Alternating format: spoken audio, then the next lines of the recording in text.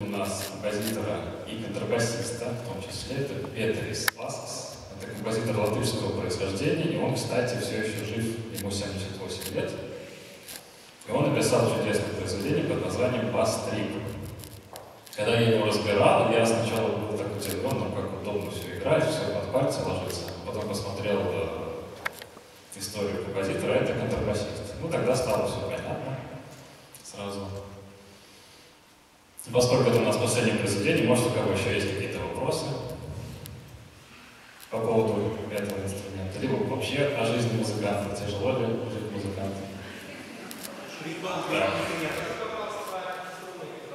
Эти струны, вот есть пятиструнный контрабас, у них еще струна здесь снизу добавляется для более низкого звучания.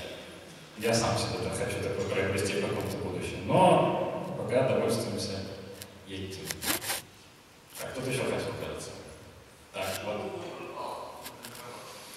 Хороший вопрос. Вот если, допустим, на скрипку или виолончель, фортепиано, любой инструмент идут с раннего детства, занимаются с 4 лет, проходят тяжелейший отбор, поступают в итоге в училище, либо в консерваторию, то обычно контрабасист — это те люди, которые не понимают, чего хотят от жизни, потому что в музыкальных школах контрабасу не обучают. Лично я пошел только потому, что музыку я любил, а на гитаре, я в музыкальной школе играл на гитаре, я на гитаре играл недостаточно хорошо.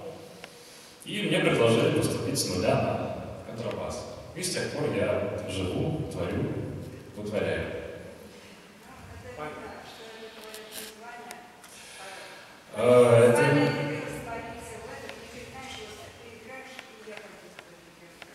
Спасибо. Ну, если совсем удастся философию, просто музыка у меня в голове, а контрабас — это просто случайный инструмент, который мне попался под руки. Можно? Да, вот случайно. Еще вопросы будут, кажется? Павел, при долгой игре на инструменте какая рука быстрее устает? Зависит от мастерства. Раньше болела всегда левая рука. Сейчас я левую руку поправил. Там у нас есть такая тонкость, что нужно держать контрабас, точнее левую руку вот так, и со временем она начинает зажиматься и болеть от этого места. Поэтому нашелся выход, я просто большой палец убрал и стал играть вот так. Терпелист. Ну, мы учимся расслаблять. Вот. Стоишь, занимаешься вот так вот. Теперь с правой рукой еще разобраться. Да.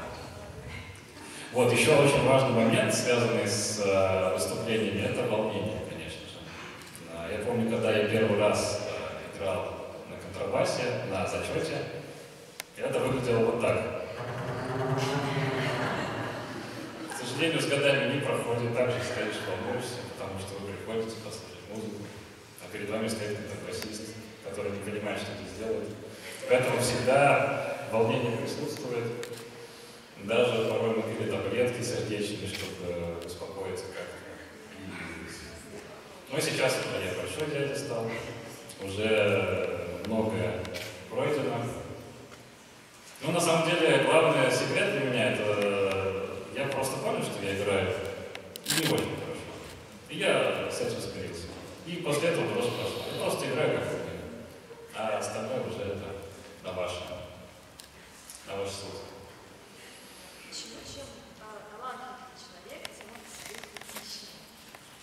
Ну, потому что это очень сложный вопрос. На самом деле, вот даже если в быту, вот кто первый кидается чинить телевизор? Кто-то вчера его научился чинить или уже опытный мастер?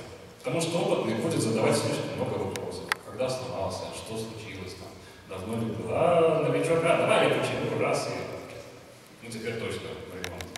Поэтому, на мой взгляд, чем выше уровень любого навыка, тем ты становишься увереннее, потому что для тебя появляется очень много разных вопросов о жизни.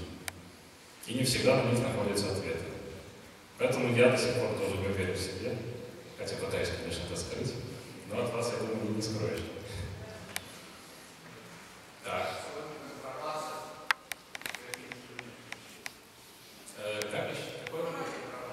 Каким я владею? На высоком уровне только контрабас, а если так случайно поиграть пару аккордов, могу на фортепиано, могу на гитаре, дать любую дудочку, на что-то простое сыграю. Но вот именно для выступлений могу вот на вот этих вот.